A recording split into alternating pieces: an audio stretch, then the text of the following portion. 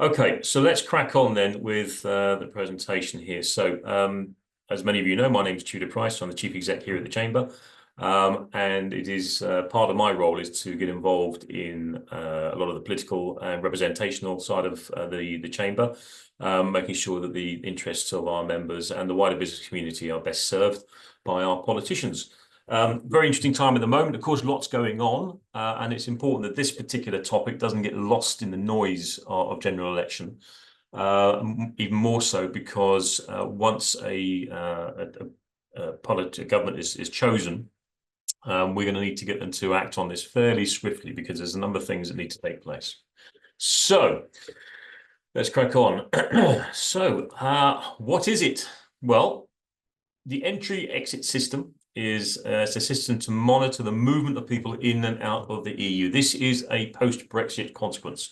This was always on the cards. It's been pushed back down the lane many times, and we are now at a position where the EU have decided that's enough is enough.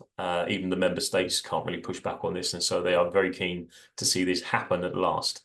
It is in effect just keeping a record of who's going in and out of the EU.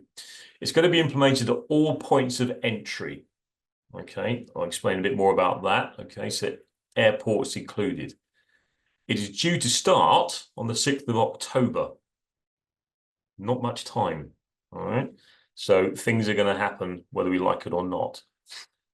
It will apply to all third country nationals, TCN, i.e. in this case, UK passport holders. If you're lucky enough to have got your Irish passport earlier in the year, brilliant, you're going to be okay. But if you are a third country national, then you are going to need to make sure you pay full attention to this. So that's what it is. Just going to run through a glossary of some terms here because, again, it gets easy to be lost and confused. So PAF, we talk about PAF officers, Police aux Frontières. These are the guys that you see in the second box you come to when you travel through the Eurotunnel or through Dover. They're the blokes that are sitting there, smoking the gold bars, shrugging the shoulders, and wave you through, okay? PAF, Police aux Frontières, they are the French border control. EES, we've covered off already. A juxtaposed border. So this is where you have two borders on one piece of soil. So as you know, we have the two boxes in Dover. You go through the UK and then you go through the French. And same ways at Calais as well. When you're coming back, we have, and they're referred to as juxtaposed borders. There's only three in our neck of the woods. We've got one at the Eurotunnel, we've got one at Dover, and of course we have one up at St Pancras for the Eurostar. And we used to have one at Ashford, but more on that later. KREF I'll refer to, they are the Kent Resilience Forum. This is a body of people, including the Kent Fire and Rescue, Kent Police, Kent County Council, local authorities, Highways England, anyone that's involved in the traffic issues that have arisen from border stuff in the past. Kent Resilience Forum is the group that essentially put in place the mitigation measures that we see, like Brock, which if many of you have been up and down the M20 will know this is the contraflow system. They have that movable barrier that comes in where suddenly the trucks are parked on one side and all the cars are traveling up and down on the same carriageway. That is Operation Brock. And it is the Kent Resilience Forum who are behind that. They're the ones that introduce it. And TAP, for those that have been into Dover using the ferry service, the Traffic Access Protocol. This is where, and I've got some pictures there, you can see all the lorries queued up on the left-hand lane under light control, so the lights go green when they let a few of them flow down into Dover, into the port, and then they put them back on red again. So that's the Traffic Access Protocol. These are some of the things that we have in place. And I'm going to refer to tourist traffic, i.e. cars, and freight traffic, so HGVs, of course. So that'll become clear as we move through. So, you know what the entry-exit system is now. How's this going to work? Okay. So every third country national, every team must provide biometric data, i.e. a facial photograph and fingerprint identification. Now you think, oh, I've done that. I go through Heathrow, I put my passport on the little screen and I stare at the camera and then I take my glasses off and then it recognizes me and then I go through. Okay, that's fine. This is a little bit more advanced in that you actually have to do that facial scan and you need to have your fingerprints on the thing as well. Now, what I'm going to talk you through is how different locations are handling this. So if we look at Dover for the moment, there are two types of biometric technology in place. One is manufactured by Thales, Thales, and they do this handheld tablet. Okay, so what they're going to do down in Dover, because they're a bit tight on space, they can't really stop people or do anything like that. So what they're going to do is, as you can see on the right-hand side, you've got that image of the lanes going into Dover. You're all very familiar with that code. They will have PAF, remember these are the French border guys, with those tablets roaming up and down the queues of traffic. And then they'll get to your car and they'll lean in and they'll ask you to stare, or they'll give you the tablet. They'll ask you to stare into the tablet, put your fingerprints on it. Hopefully that will recognize you. And then you'll get a thumbs up from the operator, which means you can then move through to the next part of the journey. We have seen testing of the Thales tablet, and it's not brilliant. It struggles sometimes to recognize things like facial hair and glasses and other bits and pieces.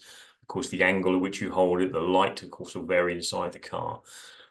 But it's all that Dover has available to them because they don't have the space to build anything else down there or to construct anything else. It means they've got to be through the point of entry before they can go through this process. They can't do this up the motorway anywhere else because you've then got security issues from the time they leave that checkpoint to the time they get through to the Dover port.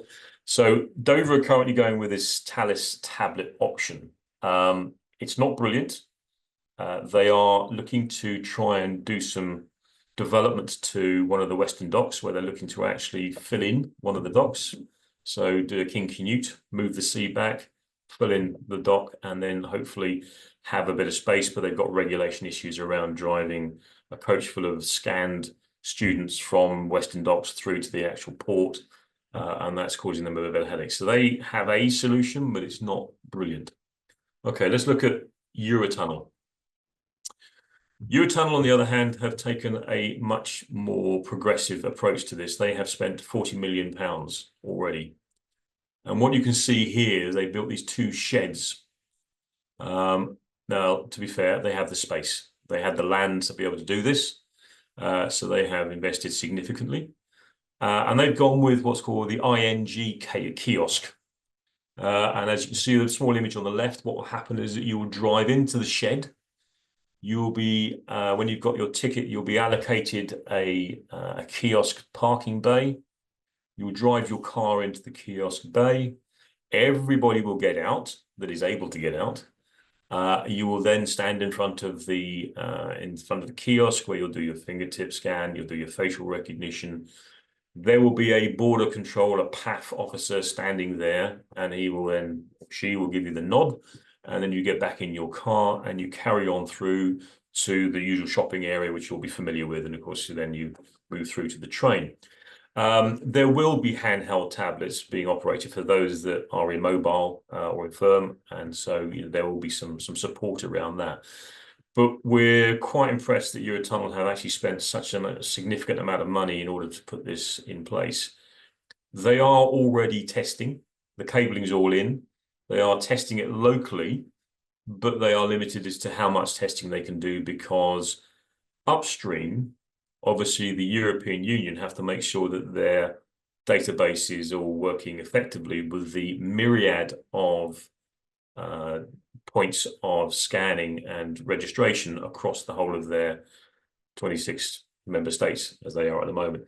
So there's still a lot of work to be done upstream, but as far as Eurotunnel are concerned, they've done a tremendous amount of work here already, which is quite impressive. I think on their website, they actually have a nice little video that shows the modeling and the flow chart of it. But essentially, when you'll be coming down, you'll be described as either a primo or a subsequent. So if you're primo, of course, you'll then go through it for the first time. Subsequent, it'll be a little bit quicker, but you've still got to have to get out and do the scanning for the time being. How's this going to work elsewhere? Because, of course, we have other locations. So we talked about Dover and Eurotunnel because they're sort of within our boundaries and they're a juxtaposed border. Eurostar currently, of course, runs out of St Pancras. Now, it is bad enough up there at the best of times. And as far as we're aware, from the conversations we've had with them, they've done nothing to prep or mitigate the potential impact this is going to have. So there's a few interesting questions still to be answered by Eurostar as to how they're going to deal with things up there. There are rumours of them extending temporary shelters outside of St Pancras to enable people to be able to queue in the rain. But again, very, very problematic, because once you've gone through your ticketing area, your intent to travel, as they call it, you will then be sort of confined to a particular space so that they then can make sure you go through the border controls correctly. So we're not hearing anything from St Pancras at the moment, and so we are a little bit concerned about how that's going to play out for travellers on Eurostar. The other thing that you need to be aware of as well is, of course, because this is effective on all points of entry and exit into the EU, so Spain, Germany, France, wherever, you need to be aware of this as an impact. So if you are flying into the regional airports, and the picture you see here is actually Dubrovnik in Croatia. So regional airports, we are seeing and hearing of flight cancellations already, because the airports are concerned that these small regional locations will not have the capacity to be able to handle this delay in processing. And just to recap, this is very simply a matter of minutes. So whereas it currently takes maybe 70, 80 seconds to go through typical border control at the moment, actually it's going to take a couple of minutes, which if you multiply that by several thousand movements, suddenly you've got a queue. And so some of the technology is not in place. They don't have the infrastructure within some of these regional airports. So we're hearing that TUI, Air France, and a couple of others are already looking at actually cancelling flights to some of these regional airports until they have the capacity to handle these internal flights. So there is a lot of problem coming on. If you're a UK passport holder, this will apply to you, whether you like it or not. So what mitigation is taking place at this stage? Okay, well, so Eurotunnel, in their modelling, have taken into account the risk that they are exposed to if Dover is unable to cope at their end. So for those of you that have been through some of these scenarios before, you'll know that as the tap kicks in, the queue starts to back up the M20. And there's a point at when it gets as far as Eurotunnel, what happens is the Kent Resilience Forum will then take a decision to close the M20 at junction 11, which is stop 24 for those of you that know up and down the motorway. And of course, that means that the customers that are heading to Eurotunnel can't get there. So Eurotunnel have a vested interest in seeing Dover working well as well, because it has a direct impact on them. So what Eurotunnel have been doing has been working to make sure that they have additional capacity should Dover start to struggle to get its businesses, get its passengers through. KREF, Kent Resilience Forum, Toby Howe and Stephanie and his team up there have been working quite hard, obviously, with the police. They're the ones that have to make sure that there's toilets and bottles of water and food and general care and provision are made for the drivers and travellers. They have a range of mitigations which they put forward to government, but guess what? It's a general election. Nobody's talking. There's no one's going to make any decisions anytime soon, but of course we are in a diminishing time window here. There is agreements on funding needs to be sort of made, and that always takes a bit of time in itself. So the mitigations that are currently in place are not brilliant. They're Brock. They are Stack is still available to them. So if they wanted to start queuing trucks back in the M26 area, they can still have that as an option. TAP, of course, will kick in, and then there'll be all sorts of parking registrations. When I spoke to the team this morning, I was doing an update just to make sure I had the latest information. They will be working more with HGV drivers because they reckon that they've seen an increase in the number of HGVs that are not using Brock. They're slipping around the outside, so they're going to be working hard on more compliance to try and make sure they can control that. But as they quite openly said, the lorry drivers, the HGVs, we can talk to. You know, we can communicate with their companies, give them advance notification, put in a set of rules around them, and you can identify who they are and where they need to be. The car drivers, the tourist traffic, not so much. You can't control them. They just head off and head down to the coast and head down to the ports, and they are subject only to sort of road traffic controls. but there's not much you can do to try and communicate with them or putting them into holding pens and stuff like that. So the KRF have put forward some mitigations, but again, that's down to government to sort of look at them and decide whether they're going to spend some cash. Dover, as I said, are looking at actually filling in parts of the Western Docks, which they can do, and they've been ironically talking to a lot of good Kent companies, so there's a bit of business opportunity to be had there. But that is about 250 meters down the road from the point at which you collect your ticket. So again, this goes back to that thing around the intention to travel. So they've got a regulatory issue because in the current situation, the worst case scenario is that you'd have a coach full of students would arrive at Dover. They're put into the Western Docks on this newly filled in part of the dock. They would go through their EES, and then a French border control officer would then sit on the front of the bus and guard the bus until it arrives through at the point of departure through the streets of Dover. And I can't imagine that even the most liberal of politicians in Dover is going to be happy to see armed French border guards riding on buses through Dover. So they have a regulatory issue they've got to try and resolve, and they are working obviously to try and do that sooner rather than later. But best will in the world, October is not an option for them, so we'll be seeing that shift on. Eurostar, I mentioned before, there's nothing coming out of St Pancras at the moment. We are obviously taking this opportunity to highlight the very obvious choice of using Ashford as a point of departure to alleviate some of the pressure. We've raised that obviously through the commercial channels, but also political channels as well. So who knows, this challenge facing us may yet actually have an upside as far as Ashford and Eurostar is concerned. There is an app, because I'm sure all of you are thinking, well, why the hell aren't we using an app? And surely we can do this like we do with the US and all the rest of it. Well, yes, absolutely. But this is nothing within our control. This is a European matter. Europe has to agree the back office system to make sure that they're happy with what it is in terms of the database and the sort of verifications and security protocols. Once they have done that, then they will be able to release that open source coding to various app developers who can then obviously create apps in those third country nations to be able to then integrate and make sure that people can complete the information in advance, and we get back to that sort of sail on, sail off situation. You may well ask, why haven't we got the app developed first before we put in the borders? Who knows? I don't. No one else has got an answer either. This is where we are. We can't do much about it. We have tried lobbying through various channels to see whether or not we can get the Foreign Commonwealth Office to speak to Europe to say, actually, can we delay until the app software is ready, or at least they're in a position to release the code?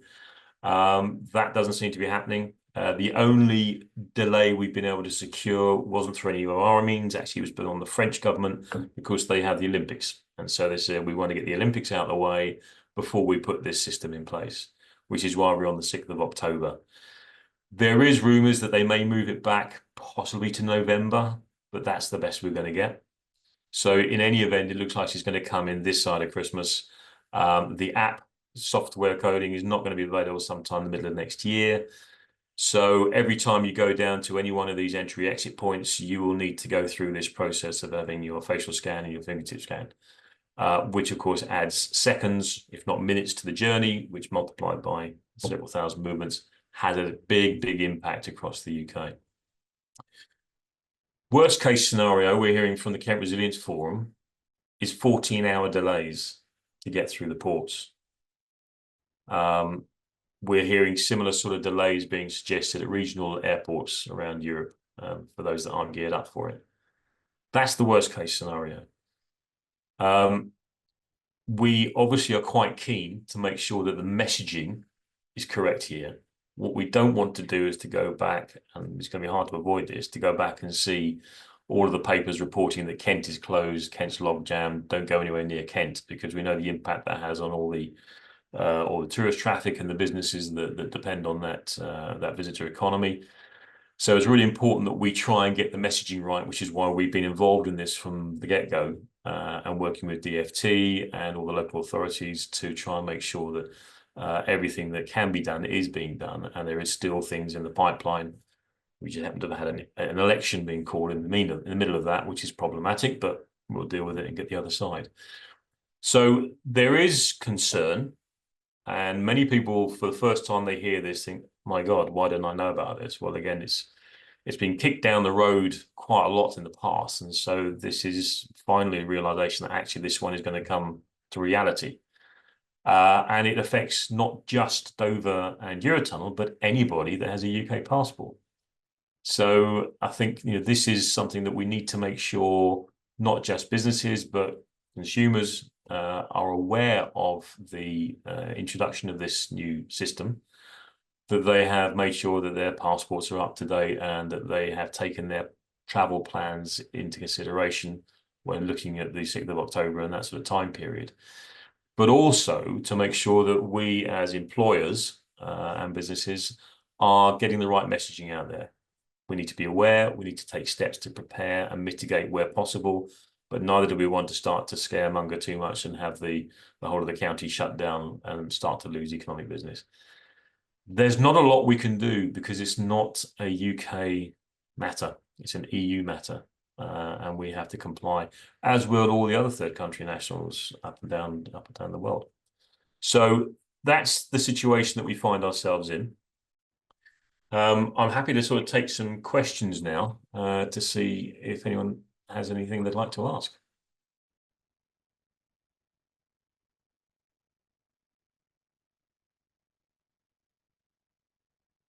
If anyone has any questions, feel free to unmute and ask, or put them in the chat and we can manage it that way.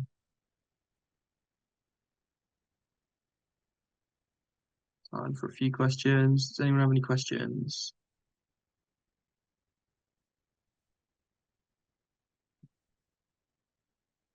Catherine, I can see you've just asked a question. Would you like to unmute and ask it?